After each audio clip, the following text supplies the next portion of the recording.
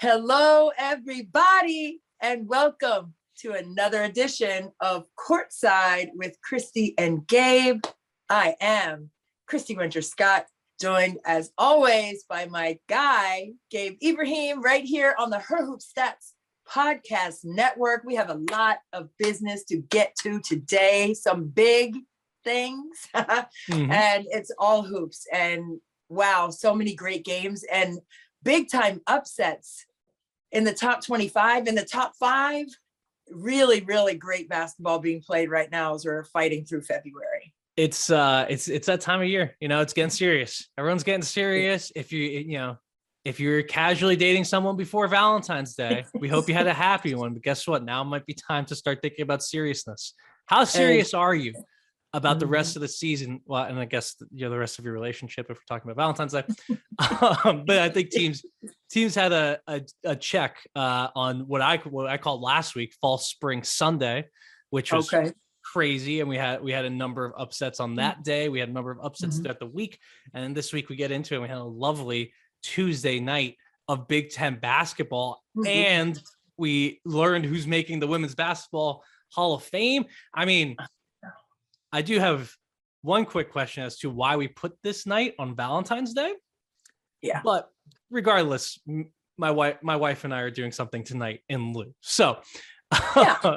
Well, I took my mom to lunch today, the 14th was just a jam-packed day. So it was too much. Yeah. And I think we have to start off though with that Women's Basketball Hall of Fame, because our friend of the podcast, Her Hoop Stats contributor and one of the best women's basketball announcers ever, now cemented in that status, Debbie Antonelli, makes it to the Hall. Golf clap for my girl, Debbie Antonelli. We are both moms of 3. That's a club, Kim Barnes-Rico's in that. We have like people around the country, but Debbie Antonelli, congratulations, my friend. Oh my gosh, I owe you a call. I always love speaking to her. It lifts my spirits. And she is just a genuine woman of her word, number one, but a genuine woman in this game. And that's men's and women's basketball. When I say game, I mean the game of basketball, period. Like, she is just such a savant. She is an encyclopedia of information on men's and women's basketball. Like, she just knows it and studies it. And her best advice to me was no downtime. And I've taken that to heart. And this was like years ago. And I was like, gosh, sometimes you're doing 5-7 games a week. Like, how do you do that? She looked at me and she goes, no downtime. And I was like, all right, okay. And that's what it takes. Cause it's like, it's basketball. We love it. So it's like, do whatever you can to stay around it. And she has not just stayed around it, but she has just embraced it and taken it to different levels and new heights. And you just have to respect it and appreciate it.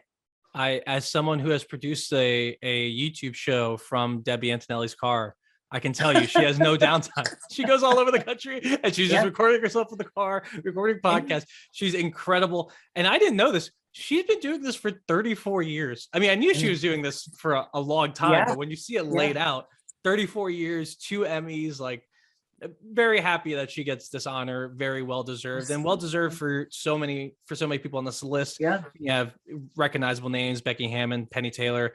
Just a great class, and really happy for everyone. So we'll give a nice little golf clap on the podcast before we give a full round of applause. I don't know. I think I'm trying to see when the induction ceremony is. It's on June 11th. June. Yeah, I was going to say it's usually June. And congrats to Paul Sanderford. He was head coach at Western Kentucky back in the day. And me, without any guidance, had 100 home visits, and he was one of them. But I was not going that far away. But we did give him some good restaurants in the Northern Virginia area after the home visit. So that was good. But anyway, congrats to him as well. Yeah, no, I'm excited to learn more about the stories of everyone. I'm someone who is really big on basketball history, but I came at it from a men's angle from when I was younger. So now it's time for me to start, getting my women's basketball history up to par. So I'm going to start doing some research. Maybe we'll do something on this class when it gets closer. We just want to say shout out to Debbie, our friend of the pod. On to less fun news about another basketball Hall of Famer. Tamika Catchings is out as Indiana Fever general manager. It hasn't been a great stretch of general managing for Tamika Catchings. Obviously, she's one of the greatest basketball players I've ever seen in this game. But that didn't necessarily translate to the front office, and they decided to go their separate ways. I believe Tamika is still going to be, she's going to be a part of that organization, regardless if she has an official position or not. But I think they moved on, and we'll see what happens with the Fever going forward. But it was just, I saw people saying, oh, it's going to be good for the team, and yeah, it's good, but I don't know. It made me really sad to see it go down like that. I mean, she has just brought so much passion to the game, not just with Indiana, but also before that in Tennessee, playing through injuries and being injured and having to sit out with injuries and then coming back and showing how much she missed the game. I was surprised. And I know record wise, they haven't done quite what they have expected themselves to do. However, she did say that this is a good time in her life to focus on her family and other passions that she may have. And that to me struck me as a powerful statement, because that's not the only thing that Tamika Catchings does, right? I mean, she has her foundation, she owns companies, and she has restaurants in the Indiana area. I mean, she's doing so many other things, and she has other passions. And I think that's very important for everyone, but most importantly for women to know that you don't have to be locked in a box and this is the only passion that you have. You can be passionate about several different things, right? That you want to do, or you set goals for yourself to do. So yes, it's a sad moment, because you think of the Fever, you think of Catchings immediately. And she even said, like, the past 2 decades, I've just been involved in this family, and I'll always be with the Fever, like you said. But I think, for the business decision to be made, I thought that was pretty tough to hear and pretty surprising at this juncture. But I also, again, appreciated the fact that this isn't the end of the road for her in the game of women's basketball or the game of basketball. And she has several other passions. And I just want the younger women to hear that. Like, you don't have to be locked into one thing and just do that. Do everything that you're passionate about, every single thing, and do it full throttle. And that's what Tamika Catchings does. And she's a good example of not being locked into, this being it for her. Like, this is my only thing. No, it's not. You have other things that you can focus on. Yeah, no, I co-sign that. And, I just also, want to point out, like, people are like, oh, she wasn't a good GM. And yeah. It's like, I don't understand how we can, like, evaluate that. Cause I don't know, for me, I'm always looking at this from an organizational perspective. Like, if you bring in the best player in your franchise history to be the GM and then it doesn't work out, that's on you as an organization as much as it is on the GM, right? Like, you didn't put her in the right positions to succeed, right? Like, you need to complement what she does well. So Tamika Catchings has incredible basketball knowledge. Perhaps she, could have used someone to help her more understanding how to fit people in their salary cap, how to build the team for the future, understanding the timetable of a team. And so to me, it all comes back to, are you putting people in the right positions, in the right roles, and getting the right people around them? It's just like playing basketball, like, you're not, you can be the best point guard in the world. If you don't have a shooter around you or big to score, you're not going to be doing much. And the same with the GM. If you're put in a position as a GM where the only thing it's all on you, or you don't have someone to help you or push you in the right directions, or you have ownership telling you different things, it's not going to work out. So that's all I want to, I just want to point out, maybe Tamika didn't do the greatest job as a GM, but that's also on the organization as much as it is on her. And I think the organization feels that way too. I think they feel like, hey, we kind of failed her as much as we think, we had to make this change. But we'll see what happens with the Fever. Lynn Dunn is in charge, which is fun. I love Lynn Dunn. Turn GM.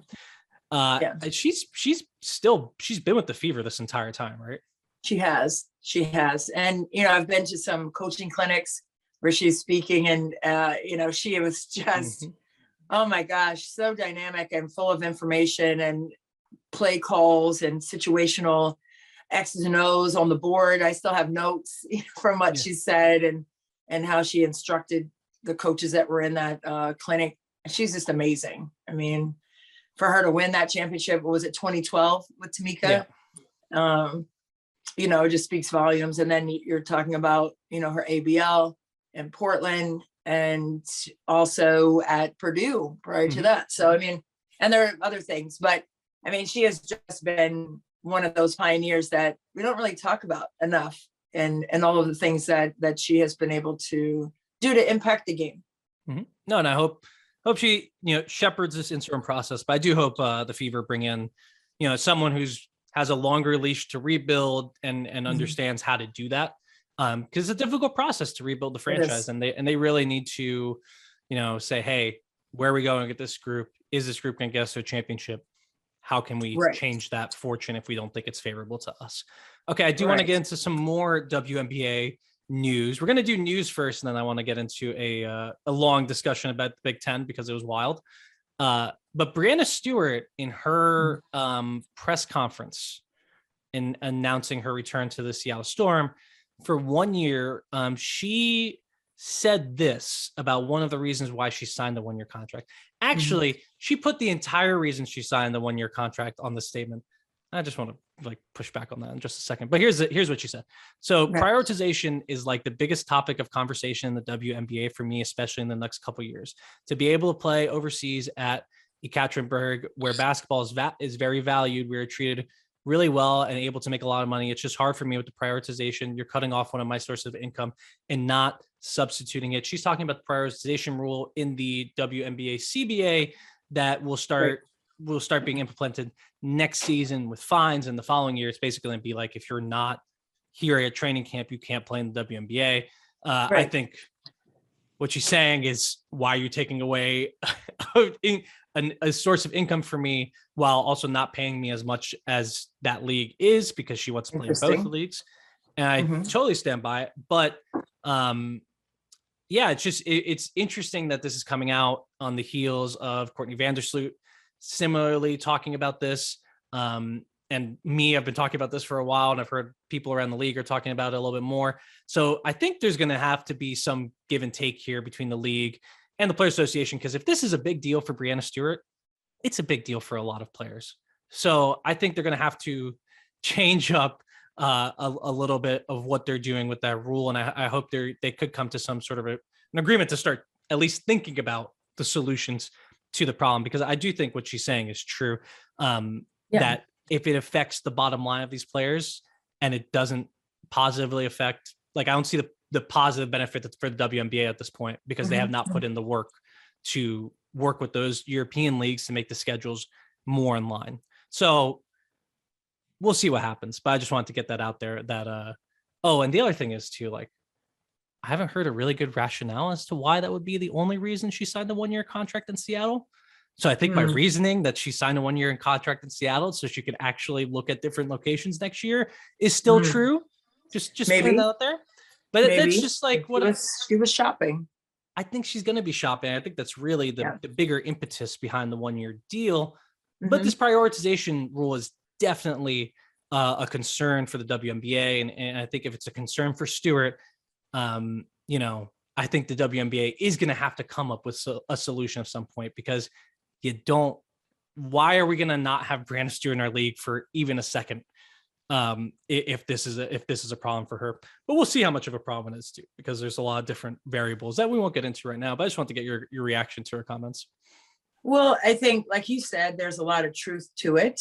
And there is a lot of thought that these professional players put into the decisions that they make. So we can't minimize that. And that's the reality. And I think we have been talking about that. I don't want to say it's a conflict. I guess it is, though. It's a conflict. The conflict of playing overseas and also in the WNBA. And we've seen it, like players coming late to training camp or coming, you know, right before the first game, and they need a break with their body, but the team also needs them. So there are a lot of conundrums because of the timing. And I think like you said, it can be structured in such a way that it benefits the players, where they don't have to have one day in between their European season and the WNBA training camps or the WNBA preseason games. I just think that there's a way to be more fair to them in that way. I'm not going to say, I'm not going to give a list of things, this needs to be done, but there has to be a way. I mean, they understand each other, and I think they know that they actually need each other. Of course. I think they need each other. I mean, the way that the game is going and, you know, the style of play and all of that, I think has really been fostered by having the experience of those players bring that back to the WNBA. And a lot of them are teammates over there. And so they continue to have that good chemistry together. So, I mean, there are a lot of bonuses for having the WNBA players have that European experience over there. But I mean, professionally speaking and physically and mentally speaking for the players as well, and financially speaking, I think that, you know, there's got to be a way where they can make it work for both sides and both sides not have a problem with it. You know what I mean? Like they can't say, well, this would work, but that's going to cut into something that we want to do. Like, I think there's a way to do it where everybody's able to shake hands and be happy with the deal. And that when the deal is the calendar, like that's the deal right now. No, and I think it's, look, they just have to pay more money. WNBA, if you want this problem to go, you know, it's not going to go away. It won't go. Well, if you pay people more money, it will. There's always a price. Everyone has a price to drop. As a lawyer, I can tell you, everyone has a price to drop their largest principles. It does not. Principles are great. Money is better, especially in this scenario. So if you want people to stay and not go overseas, pay them more. Make it worth their while to not do it. And they won't do it. And that's what Russia's trying to do. Now, that being said, this probably does only affect a certain number of players at the top. True. But like, you need the players at the top to sell the league, just like the players at the top need the WNBA to grow their American revenue base. So there's a beneficial way to handle this. Right. I'm sure they could come to it if they actually just come to the table. The problem is getting people to the table, because this is a collectively bargained agreement. I don't think it's quite as tough to change as some people think, because, you know, I haven't looked at all the rules for amendments, but they ain't that hard to change a couple lines of text and then a contract. So I think there could be a thing to, if they can actually get to the table and both sides realize that this is mutually beneficial, to come to the table and either slightly change the rule, abandon the rule, push it back, you know, put in some more parameters to it. I think that's best. If they just decide, hey, you signed this agreement, therefore you have to go with it, I think that's just not, I don't think that's mutually beneficial.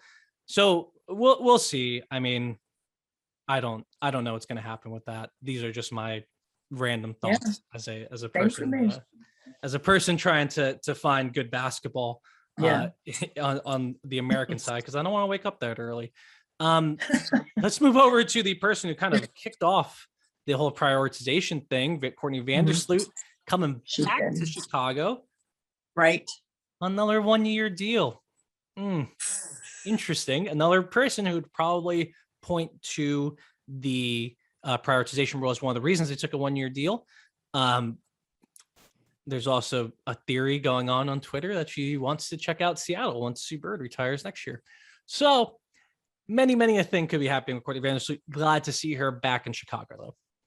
Yeah, definitely glad to see her back. But I mean, would that be a package deal with Quigley if they go to Seattle? I mean, they won't go this year.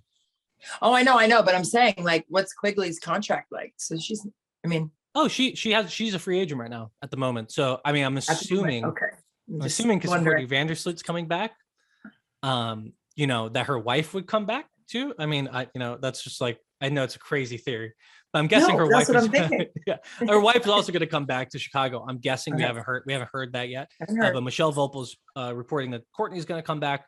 So one would assume that Allie Quigley coming back. I believe Christina Williams tweeted that those progressing in the right direction. So so those two will probably come back, but then, you know, I'm guessing they're a package deal for the rest of your life. That's how marriage works, folks. Yeah. Talking about Valentine's Day. Like, happy Valentine's Day. Hey, listen, absolutely. But that's why I was thinking when you said that she may sniff out Seattle. So I'm like, okay. So, I mean, they would both have to fit there. Yeah, So Allie, it's not just her. Like if it's a package deal, if Quigley's a free agent this year, she's going to sign for 1 year in Chicago, and then they both investigate other teams. Like it has to be. It's not just Courtney. Is what I'm saying. No, yeah, I think you're right. I mean, although Allie has talked more openly about retiring. I think she's considering it this summer. I don't think that's going to happen based on Christina Williams tweets and various things we've heard on Twitter. She is 35 though, so I mean, totally, within the realm of retiring and moving on to the next phase. But she may also want to do, I don't know. I'm just spitballing here in terms of the Seattle thing next year. I am super duper excited though to have these two back in Chicago where they won the title, where they've been for so long, and with how much they mean to the community. I think it's a great thing, even for one more year. I think, I like to see a team take a victory lap. Yeah, absolutely. And then not only a victory lap, but now they also have Emma Meesum in there. And so, yeah. She looked good. She looked good in the FIBA World Cup tournament. I mean, oh man, it was very, very good. She looked very good. And shout out to Emma, because Emma inboxed me because they were working out at Georgetown. And the Georgetown women, because Bree, my daughter, plays at Georgetown. We're 15, go on 5. But she was, I guess, at the game on Wednesday. Oh, really? And took a picture of the gym. She was like, I was looking for you. And I was at the game, but I guess she didn't come in. She was outside the door. And I was like, darn it, you should have come in. But that's my girl still. I mean, even though she shifted teams, that's my M's from when she was a 19-year-old rookie. So we'll never forget. It's just laundry, folks, at the end of the day. I mean, sure, there's some hurt feelings. There's some hurt feelings on both sides about whatever, about leaving and all that. But end of the day, everyone's still cordial and nice. Oh, yeah. That's my girl, man. Yeah, but I thought that was really sweet. Yeah, no, I thought I was happy to see her back. It was tough to watch her play against the team that I was rooting for, which is the United States of America, which is the team I root for in international play. I don't think that's unfair. So it was tough though to watch her, play on the team that I was rooting against, which I think what people in DC are gonna have to get used to it. Although there's a lot of Belgian fans. I don't know if you caught any of that game. There's a lot of Belgian fans at that game. I remember when Emma was here in DC, there were a couple of restaurants in the DC area in the city that were, the Belgium foods, and I think probably all of them were there. It was good, but no, she has that magnetism also, so I'm sure there were a lot of people rooting for the USA, but also cheering for her individually because of her connections to DC. And she got a big cheer. So I was really happy to see her. All right. I think that's all the WNBA news we have for now. That is it for now, but there's going to be more. Yeah, we're still waiting on the official Liz deal. That has not happened yet. And has not happened yet. Oh, wait, the Mystics signed their. Oh, yes, we talked about this. We see that. That's final. Yes, that's finalized. That is official. Rui Machida coming to the Mystics on a training camp contract. So she has a chance to make the team. This is about her trying to expand her game a little bit. So it's not necessarily about her getting a big contract and getting a guaranteed spot. Mm-hmm. That being said, as we watched it in the Olympics. We sure did. She is 5'4". Okay. But she don't play like she is 5'4". She's a killer. She's a killer. I mean, the team's losing like Lonnie Mitchell this year. I think she can slot right into that position and be a really solid backup point guard if she makes. Hopefully, I think she'll make the roster. I think she can slot into that backup point guard position if she can get used to the speed of WNBA. She did it against France. France is a really, really good, caliber WNBA caliber team in the international scene. Right. So I think she has a chance of adjusting and being able to fill in that role for the Mystics. No doubt. I mean, she holds the Olympic record with 18 assists. So, okay, I want to see all of that magic because I love a good pass, just almost as much as I love a good block, almost. But I love a good pass. And the way that she just conducted herself in the Olympics in terms of making plays and initiating offense and pushing tempo, I don't think the speed of the WNBA is going to be a challenge for her. I think she's going to, like you said, slide right into that role. And she's going to be, I mean, all the players that she's going to have to pass to, what? She's going to probably break that 18 assists, marker early in the season, because number one, the Mystics love to push tempo. Number two, you got shot makers on the court. And number three, they're smart. I mean, their system is smart. And the way that they structure their spacing, they force you into, are you going to guard Atkins in the corner or Della Dunn on the block? They're on the same side. So good luck. Where are you going to bring the double if you're going to double? And they just make you choose and pick your poison. So I think when you have someone who can distribute the way that she does, if she has that wisdom and she understands the game so well, I think that is going to be fun to watch as well. I think that's going to be really fun to see how Mike Tebow and his staff utilizes her skill set with the players that are in place. And that to me is exciting, to say the least. I'm ready. I'm ready. And we got two Ruis in the same city, baby. Rui Hachimura, Rui Machida, repping the Japanese contingent in DC. It'll be really fun. I hope she's gonna get a solid chance to make the team. Like I said, I don't know if she would make this a long trip over here without the idea that she can make this team. And I don't think the Mystics would do this without thinking that she's going to make this team. Although I do want to just I think there is going to take some time to get adjusted, because it is this is the best league in the world, right? I think it's going to be a little bit of a learning curve for her, but no reason why she can't do it. No reason why she can't do it. She's in her prime. She's played against the best in the world. I think it'll be really, really fun to see her on this team. And I hope she gets a good chance to do it. All right. Now let's move to college. And hey. I know everyone's gonna get mad about this, but we gotta start with UConn because they lost their first regular season conference game since 2013, an 145 game win streak is dead now. It's 169 games. Oh, counting conference tournaments. Yeah. Yes. Counting conference tournament games, 169 games. I think the Big East is not the American Athletic Conference, and they lost a good Villanova team that was ready to play them, and they had a couple close ones that you called that game against Marquette. So UConn, I think they started ascending a little bit, and then we got super duper excited about them, and I said some really nice things about them, and then they immediately lose, and then they immediately struggled against some other teams. And AZ Flood still looks great, but Olivia Nelson-Ododa, her health has been a little up and down, and the team's really missed her. But you saw a game against Marquette. What were your impressions of UConn at the moment?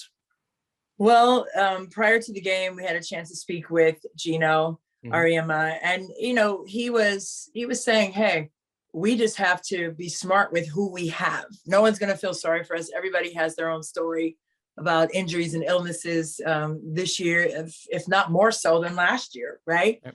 And, he said, AZ is really not 100%. She's still working her way back. She's only played, at that point prior to the Marquette game, she'd only played 3 games. This is her working her way back into shape? That's what I'm saying. That's what I'm saying. But she looks darn good to me. She missed 11 games with that foot injury. And, as a freshman coming in, you were playing non-conference games at that juncture, when she got hurt. And then to come in middle of the conference season and put up the numbers she's putting. And then the Tennessee game where she had a career high 25 and then smashed that against Villanova and had 29. And then had 24 against Marquette, a tough defensive team. And they were depending upon her. And I thought in that third quarter, they just put the Jets on in terms of their defense. They were getting some fast break opportunities, and they got the ball to AZ. I think she had 6 of her 24 in the first half. But what I saw was a really hungry Marquette team. Oh my God, Megan Duffy's shooting practice, Gabe. First of all, I got a nice inbounds play off of it for our South Lakes team. But just... she was so fantastic as a coach. When you're sitting in the gym and you're around coaches that have a tremendous amount of energy, Right. Like I thrive in that space. Like I love that. Like I would love to play for a coach like that. And UConn didn't have a shoot around, so I'm not like shading UConn like wasn't there. They didn't take it because they were playing like basically every other day, and it was an early game basically, so they didn't take theirs. But Marquette took theirs for an hour, and every 10 minutes they moved sides and did something different. All right, here we're going to walk through their stuff. Oh, okay, come on this side. We're going to go through our inbounds. Okay, go on the other side. We're going through our zone sets. I'm like, what? And it was like clockwork. It was very, very structured and energetic. And the kids were thriving in that space as well. And then I said to Lisa Byington, we were sitting there together, and I said to her, gosh, she really reminds me of Kim Barnes-Arico from Michigan. And I've forgotten that she was an assistant coach with Kim Barnes-Arico at St. John's and Michigan. But it was just like that. Yeah. And I'm like, that's it. She planted a seed in Megan Duffy, and Marquette is a tough team. Well, and team. And what you're saying really showed up, because when I was watching, I'd like to watch Azzi Fudge shooting, because who wouldn't? It's just beautiful. It's so but like, they really snuffed out a lot of the plays that UConn likes to run for Azzi Fudge, and they forced her to drive and beat them off the bounce rather than getting these set shots. And they threw a lot of different looks there. Unfortunately for Marquette, Azzi Fudd figured it out. She was a tremendous basketball player. Kudos to her. And she was able to use, it wasn't just her shooting in this game. It was a lot of getting into people's bodies and using her teammates as well. She had a few assists. So, I think Marquette, they really showed off that discipline. And right now, according to ESPN's Charlie Cream, they are the third team on the first 4 out. So they'll need some good performances down the stretch if they can sneak a win in against UConn in the tournament. That's probably going to put you in the big tournament.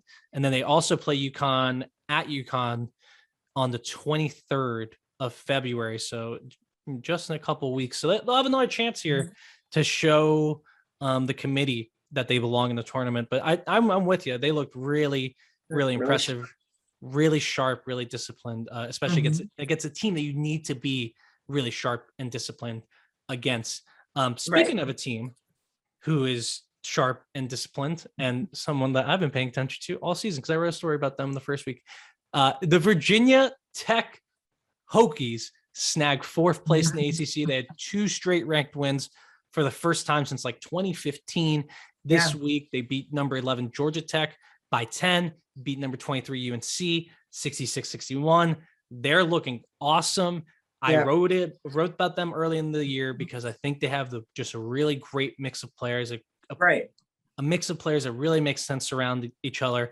Elizabeth Kitley in the middle, Asia Shepherd as the guard. The player that I did not see coming was Georgia Amore, who has upped her game from the first game this season to now, I think, more than pretty much any player in the country. She's been incredible lately. Her shooting, her driving, her kicking, she's bringing the energy. And she's gone from this player who, I kind of saw as like the energy piece and the person who brought energy to the player who's bringing the buckets, who's bringing the offense for this team. So they're looking, like a low-key team to watch out for here in February heading into March. Yeah, no doubt. And you're talking about Kenny Brooks here. Yeah, let's not forget about Kenny Brooks and what he was able to do at JMU for several seasons. And I just think that he's waited for this moment, for this team to be able to knock off these ranked teams. And they had some wins early in the season as well. Oh. And they were right outside the top 25. So I think this may get them in to the top 25 next week. Were they not in the top 25 right now? I think they were receiving votes. I could be wrong, but I think they were in the next 5. Am I right? I'll look now, but if that's, I believe that's the case. They were in the low, like now they're at 23. They're at 23. They're at 23. Okay. This week though. This week. Okay. Because last week I know they were in that 5 at the end. Yes. But this week, okay, good. Because that's where they belong. I think that, the way that they play, not just offensively, like you said, they have that balance, but I think their defense is something that, needs to be talked about a little bit more with Virginia Tech, and what they were able to do to a team like North Carolina. Likes to get up and down and push it. They took them out of their game. And to have 2 ranked wins back to back, I think that's a dose of confidence that you can't manufacture verbally to your team. For Like, sure. no, you did that, right? You listened, you followed the game plan, you executed. That's on you guys. As a coach, I always say I only take credit for the losses. You know what I mean? Yeah. The players, that when we win games, that's on the kids, because you executed, you listened, followed directions. And then sometimes, in those losses, it's like, okay, those things didn't happen. So maybe I needed to come up with something else as a coach. So that's my theory, and I'm sticking with it. Other people may have, other reasoning, but it's not like I would ever take credit for a win anyway in a team sport. But, if there's a loss, I'm falling on the sword, because that's what you're supposed to do. That's on me. If we can't win, I need to find a way to help the team win. When the team wins, it's because they are doing what they are capable of doing, and they sustain it throughout the game. And I'll tell anybody that from the top of the roof. And that's just how I feel. No, I love Kenny Brooks, man. He's been he just has a really like cool vibe. Like seems like a guy you want to hang out with. I think that team has that vibe too. It's just like, we kind of know what we're doing. We're Right. cool. We're having fun with each other. They're setting school records. Asia Shepherd is now the all-time leader in threes for the ACC. Well-deserved honor for a kid from Alexandria, and someone who I think should be a early second round draft pick in the WNBA. I haven't quite gotten that far, but for now, for Virginia Tech, the big rub of it is that they're in sole possession of 3rd place in the ACC. They're looking for a double bye into that conference tournament, because the conference is tough. Like the middle of the conference is good. You get to Boston College, Miami, Florida State. Miami picking it back up, baby. Got that win over Florida State. Right. That's not teams you really want to play, especially if you get into the second round. You're playing against UNCs and Notre Dames. So they want to get out to that top 4 seed, get the double bye, and see what they can do in the tournament, because I think they are a dangerous team. And it does really revolve around Kitley. I think we dance around it. Kitley's a superstar. She is. I think she has an argument to be the best big in this conference. I know Lisa Cunane's around. I know Lorella Kubai is around too. But I really, really enjoy watching Kitley and her growth this year, and the team's on the upswing. So we'll see what happens. Obviously, this is NC State's and Louisville's conference, and I'd be really surprised if that's not the championship game here. But Virginia Tech's a team to watch out for. Man, how about NC State? My goodness, man. Yeah. Westmore has them rolling. They are playing so incredibly well right now. Number 3 in the country. All the top teams are just mowing people down. I think the stat that I saw in the bracketology is like they're 27-1 since January 21st. Wow. Which, like, guys, that's a clip there. That's a special. You're on quite a click. That's a special team. So there's special teams at the top. Oh, and we get NC State at Virginia Tech on February 27th. Mark it down. Folks. Mark it down. All right. So that's everything I have. Non-Big Ten division of stuff. Are we good? You want to dive into the Big Ten? Absolutely. Oh, boy, there's so much to talk about in the Big Ten. It's your conference, and it kind of went crazy over the last few days. I had to redo like my whole sheet because of last night, because Nebraska, they didn't blow out Indiana, but they comfortably won against Indiana. And Indiana is struggling without Mackenzie Holmes.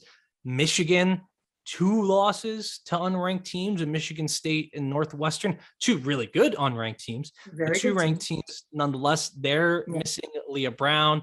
You look at Iowa, they are missing McKenna Warnock, and they got beat pretty handily against Maryland. And now the team that was so injured to start the year and struggled so much. And the last time we really delved into Maryland, we kind of got into them a little bit, talking about how their mentality had to change.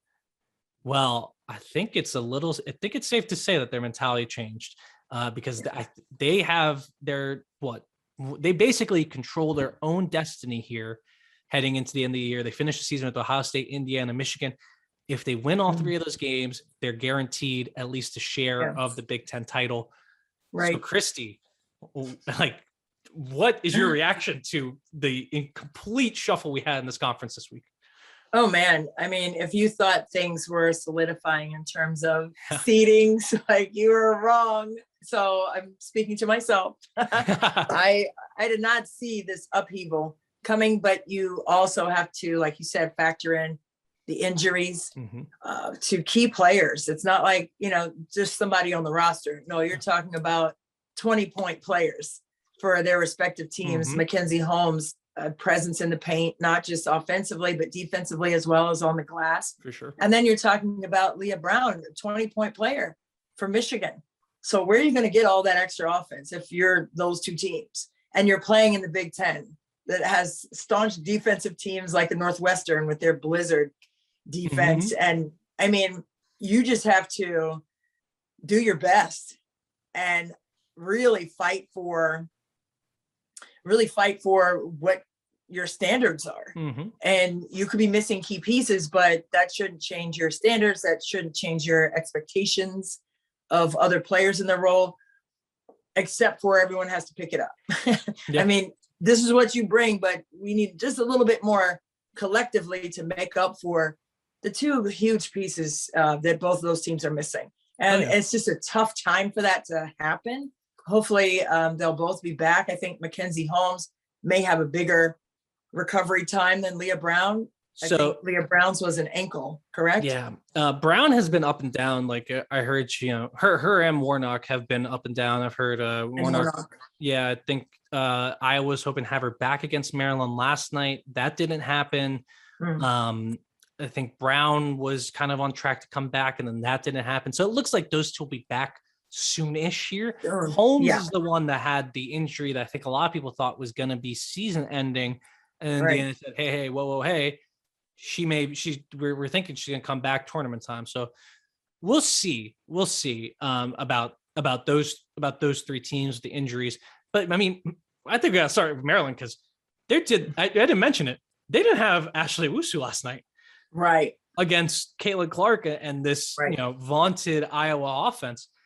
And they still looked amazing. I mean, you got to give a lot of credit to that Maryland defense, even though they gave up plenty of points. I don't even remember what was the fun. They gave up 69, so they held Iowa under 70. But man, I want to shout out my girl, one of the only players that follows me on Twitter. And if you want me to say nice things about you players, follow me on Twitter. My girl, Katie Benson. Katie. She was all over Caitlin Clark. And that is not a player that if you saw her on the street, you'd be like, she can guard Caitlin Clark. Diamond Miller had the main responsibility on her. But in the second half, things kind of changed, and Caitlin started hunting that mismatch with Katie Benson, and it was not a mismatch. Katie stayed with her, challenged the shots, took charges, and she hit a big three at the end of the game, despite her shooting, relative shooting woes for her because she's such a great shooter this year. I thought she did great, and this Maryland team coming together now. I mean, we talked about it. They're one of the most talented teams in the country. I don't see why they shouldn't be in that contender conversation at the moment. No doubt. I mean, in the fourth quarter, Caitlin Clark didn't score until the last couple of minutes of regulation. And Katie Benson, there was this play at the very end. I think it was like 3 minutes left or something. And Clark was driving to her left, kind of coming off the elbow right there and coming off a screen. Benson stayed connected to her, but the replay was in slow-mo. And Benson had her tongue going right to left. Like, she was digging in. So like, she was playing so hard. And, that was a fierce matchup for sure for her, giving up a lot of inches there in terms of the matchup with Clark. But she was fighting through that. She's like, I may be shorter in stature, but not from the interior. Like, I'm going to bring you this heart. And Caitlin Clark, I mean, she was held under her average. I believe she had 19, but she had, I know 19 is like pedestrian for Caitlin Clark for scoring, but you got to credit Maryland's defense on her. and how they mixed it up, gave her different looks and, the challenge that presented. But I mean, she was held scoreless in that fourth quarter for most of that fourth quarter when they needed a bump up. And then Monica Sonano fouled out. Yep. So then there's another piece of offense that's missing for you. So, and that was at Iowa. So I really think that it speaks volumes to what McKenna Warnock means for Iowa. Mm-hmm. And you may not hear her name as much as you hear the law firm of Clark and Sonano, but she's the glue player. And Lisa Bluter, the head coach at Iowa, will be the first to tell you, like, she does all the little things. She's the one getting the rebounds out of the mud. Like, she's the one diving on the floor. And not that the other players don't do that, but she brings a different element and another player who does that. And they need that kind of energy on the floor. So clearly missing her in these last stretch of games here that they've lost close ones in. No, and Warnock's a great shooter too. The spacing was really off for Iowa and has been without her. And I think that that makes Caitlin Clark a less efficient player when Warnock's out there. So let's hope she gets back. And we got to mention, the star of the night, Angel Reese. What was her? I don't even remember her final line. I'll look it up right now. But I know she had 18 in the first half. I know that. She had 18. I know that. She ended up with 25 points, 13 rebounds, 2 assists, 2 steals, 2 blocks, and it wouldn't be a Diamond Miller. I mean, it wouldn't be an Angel Reese game without 5 turnovers, but that doesn't matter when she's doing all the other things. And this is the player that, like, we kind of got on her a little bit the last time we talked about Maryland, because she can be. You were waiting for her to be this type of player. Like, you can be sort of wild at times when you're doing all the other things in control. And she was. I mean, so she takes some crazy layups, but she also is putting people into the basket, and she can drive from the outside, and she has so much talent, and she's a player who's really putting it together, and I think has even, like, sky's the limit potential for her. She's going to get much better as in her time under Brenda Freeze at Maryland. So this was not a coming out party, because we've seen stuff like this from Angel Reese, but I think this was a statement game for her. But what'd you see from her? I saw her passion once again shining through. There was a play at the end where the ball bounced off. I think she was the one that was in that play. It was with Caitlin Clark on the sideline there. And she has these long go-go gadget arms and kind of got to the ball, got a piece of it, and then it bounced off Clark's leg. Yeah. And she was like roaring up the floor. And it was like one of those moments where it's just like total momentum changed, just because of that one play. And Maryland had the lead, but there's a difference in having the lead and having momentum. Okay. Yeah. And I think that play in particular changed the momentum for Maryland to close out on the road. And I think there were a lot, judging from the Twitter conversations about the game last night, there were a lot of Maryland fans who were concerned all game until the buzzer went off. And as you should be at Iowa and playing in a game like that. So, I mean, McKenna Warnock didn't play, neither did Ashley Owusu. So they kind of cancel each other out, right? So, I mean, it was left to next player up. We gotta give Ashley Owusu a little bit more credit. I love McKenna Warnock. I hear you. She's a good player. She ain't Ashley Owusu. I love when you put your hand up like, wait a minute. I love Ashley. Hey, McKenna, shouts to McKenna Warnock. We hope you're healthy. Shout out. You're gonna make a huge difference for Iowa. She ain't Ashley Owusu. Understood. I don't know when Ashley Owusu is coming back though. She has an ankle. Tough. I think it's tough to deal with. I don't know. I haven't seen any sort of updates on her as to how long that's gonna last. So I really hope she can come back soon and start reintegrating with this team so they can make a run here. I mean, I think these last 3 games are gonna tell us, I mean, everything we're gonna need to know about Michigan, Ohio State, and Maryland. Michigan, Ohio State, Iowa, Indiana, and Maryland. Absolutely. Yeah. I mean, I'm going to show my age right here a little bit. And I'm just going to say, hey man, when I had a bad ankle, and this is no shade, and this is not Ashley Owusu, like, shading hour here. but I played the very next day. And I'm not trying to have a gold sticker on my forehead because of it. But I mean, times have changed and I appreciate that. And now my ankle is bad to this day because I did that. But I mean, that thing was blown up, my whole foot, and like lower leg was purple and green. And, you put the, what do you call it? The moleskin, like directly to the skin. It was like a cast. You don't even know about it. People listening, y'all know I'm talking about. The pink stuff. It was like, it was like fuzzy and it wrapped around. Listen, that took skin off, and that's a whole nother story. But anyway, I think I missed one practice because I rolled it at the beginning of a practice and played the rest of the way. And I was a senior. And I remember I went to the trainer afterwards. I was like, yeah, I rolled my ankle. And then she looked at it. She was like, oh my God, when did you do that? And I was like, at the beginning. And she was like, why didn't you come down when you did it? And I said, because I'm a senior. And she was like, you're a stubborn senior. And I was like, yeah, but okay, what do I do with it? It's like, it's horrible. Help me. Yeah. So that was bad news, but I don't know. It's smart to treat it and take your time getting back. But I will say that, back in the day, you just slap some tussin on it and keep it pushing. That's it. I'm glad we've evolved. I guess so. Although I heard this is on the side. I heard someone say like you're not supposed to put ice on things now. I saw someone. Can someone like I don't know. I'm not a physical therapist. If you're a physical therapist or like a coach, I don't know. Whatever people who deal with this are, like tell me if ice is good. I don't know what I heard ice like delays recovery.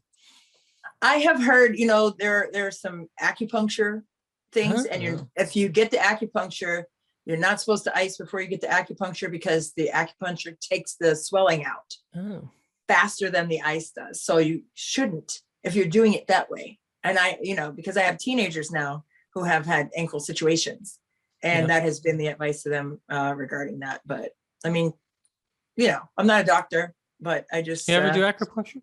I've never done acupuncture. I have not. I should, because of me not treating it back in the day. I should do it now.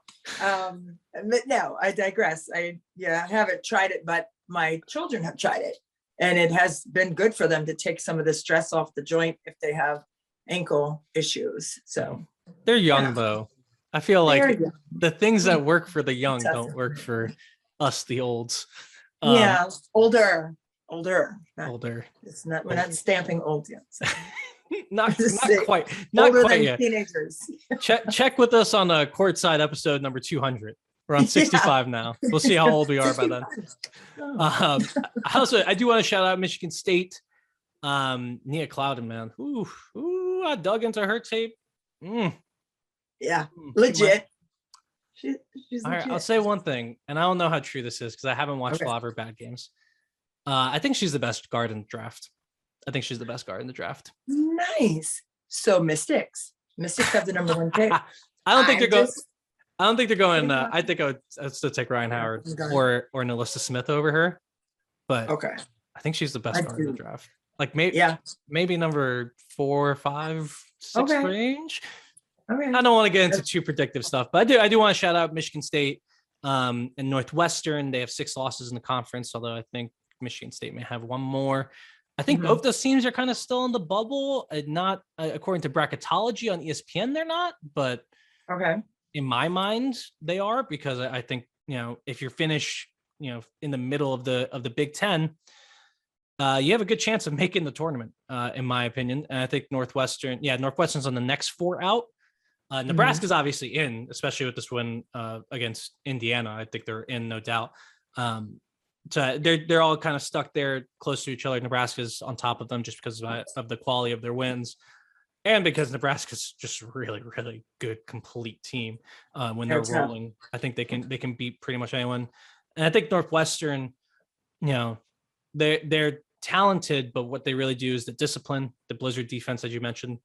Yeah, and I think Michigan State, they're gonna need more than just Clouden, but she's good enough to take you places. So I think all 3 of those teams are sliding under the radar. I do want to say the 6 teams that are currently in the bracket are Indiana as a 3 seed as of this morning, Michigan as a 2 seed, Maryland as a 4 seed, Iowa as a 6 seed, Nebraska as a 7 seed, Ohio State as a 6 seed. Actually, you did one team we didn't talk about enough. Ohio State. You did their game against Illinois. Yes, They killed Illinois. And they Illinois did. have a nice offseason. What'd you think of the Buckeyes? Tough. Tough? In another way, listen, their defense has become their MO, and I love it. I think that was one of the questions to Kevin McGuff post-game yesterday. They run this 2-2-1 full court pressure when they score, and they score a lot, right? At the beginning of the game, it was a little disjointed. They couldn't get into their press because they were missing shots, and they were kind of one and done with it. And, then they just have to fall back into quarter court defense. But when they can apply their full court pressure with Mike Sell up top, with JC Sheldon up top, I mean, they can wreak havoc. And Beecham, I mean, her game has just evolved over the season. But I just think her energy when they're pressing like that at the back of that press, she's rebounding, she's rotating, she's aggressive. And I just think that, it makes a world of difference when you have players that are in sync and on a rope defensively. And that's what Ohio State looks like. And that makes it tough for any opponent, right? And they play Maryland on Thursday. So that's going to be a really great test for Ohio State against a team like Maryland, who likes, again, to push tempo and try to, score quickly and get to the offensive boards, with Angel Reese leading the country with 5-0 boards per game. So it's going to be very interesting what that game looks like, and if the length of Maryland on the perimeter in particular disrupts Ohio State defensively on their own, just like they did with Iowa. I thought that was, like you said, with Diamond Miller on Clark to start the game. So I think it's going to be really interesting for Ohio State to see if they can continue to sustain what they've done defensively. But I think if you have that as your MO rather than your offense being your MO, you control the game a little bit better, because you can always bring the effort on that side. Shots not always going to fall, right? So I think the way that Kevin McGuff has structured this team in the absence of Madison Green, who tore ACL earlier in the season, I think it's been remarkable. I think it's been really remarkable to see them sustain it. Like, this is what we want to do. But they've not only just done it one time, they've sustained it over the course of this conference portion of the season in particular. And that to me has been very impressive. Yeah, the game's on 8 p.m. on Thursday in. Do you have that game? You know? I do. Oh, all right. Christy on the call. I will be in Miami for my sister's wedding. Hooray. I'm leaving tomorrow. Be lovely. Oh, congratulations. Oh. Yeah, no, it's it'll be really fun. Now I'm looking at the schedule. I'm like, man, I wish we could go to that game. It's fine. We get Indiana here on the 25th. I'll put in my credential request now. That's right. Next Friday. That'll be a good one. Also, and maybe Holmes back. Maybe. Well, I don't know. I probably won't put her in the last regular season game, just because, right? If she comes in and she gets her in the last regular season game, we're gonna feel like an idiot. Tournament, yeah. Bring it back to tournament time. They also have they play Iowa on Indiana does on Saturday. Gonna be awesome. And then on Sunday, who else do we got on Sunday? Oh, we have UConn. We have UConn Georgetown in Hartford. We do. And I'm supposed to be in the studio for that. Oh yeah. In New York. Exciting. Okay. So right now, but there's a lot of moving parts. So hopefully that still works out. But there's a lot of moving parts to that. And then also on Sunday we have Maryland, Michigan. So gonna be a crazy week of basketball as usual. I mean, it's just every week now. Everything matters so much more. The stakes are higher. Also, I should mention, because I'm gonna be at my sister's wedding, there will be no Her Hoop Stats podcast this week. Oh my God, we forgot to tell people to follow us on social media at the beginning. Oh my gosh. Oh my gosh. Tell them. Follow us at Her Hoop Stats. Her Hoop Stats at Substack.com. You can find the best women's basketball analysis in the world. Oh, I can't believe we forgot to tell you people this at the beginning of the podcast. You can cut and paste it. Our Twitter names have popped up already. They're not even down there. We're pointing at nothing. We're looking at nothing. Oh, well. Oh, whatever. That's okay. I can put them in there. Y'all know where to find us, honey. You know where we are. Yeah, you guys know where to find us. And if you're watching on YouTube, we hope you're having a lovely day with us here in our pink. It's two different shades of pink. I never had I got this from Stitch Fix. It's not something I ever buy, but I really like this pale. I think pink. I got this at Target. I got it at Target. That's I right. like that. Be kind. You know, I like to, when I travel, I like to wear, you know, I have a shirt that says grateful and then be kind, you know, just reminders for people. And people say stuff like, I like that, or grateful. Like, I know exactly what you mean by that. And I'm like, you do? I was like, good. Okay. Have a nice day. I love it. I get I some love seeing that sarcastic stuff. ones like tie your shoe. You're walking too slow. You have something in your teeth. That Like, those are dude, the shirts. Honestly, I might get a you shirt. would wear that. I'm gonna wear that. You have something in your teeth. And now it doesn't matter if you have something in your teeth. You're thinking about having something in your teeth all day long. That's my final thought of the day, Christy. Unless we have anything else to talk about. No, man, I love it. Hey, it's always a blast, my friend. You know, and I know you're gonna have so much fun at your sister's wedding, but I know you will be side-eyeing the score of the Maryland Ohio State game when you cut the quarter, like, hey, everybody, and then like take a peek, and that's fine. You have permission. So the wedding's on Friday night. Okay. So you're good. But Thursday we have like the welcome party. So maybe I can sneak it on a screen somewhere. I don't even know where. I'm not even sure where the welcome party is. I'll have like a little covert AirPod. We need skin color AirPods. Has anyone thought of this? Covert AirPod? Has anyone thought of this? Like a skin color AirPod, one that's camouflaged such that no one can see it. I don't know. I don't understand technology. If someone could do that, or if that's been invented, please let me know, because I'd wear it. Like a Band-Aid, like the Band-Aid. Like the Band-Aids. Exactly. I like it. You know, you like it. I love it. They need to do that. I'm off the rails.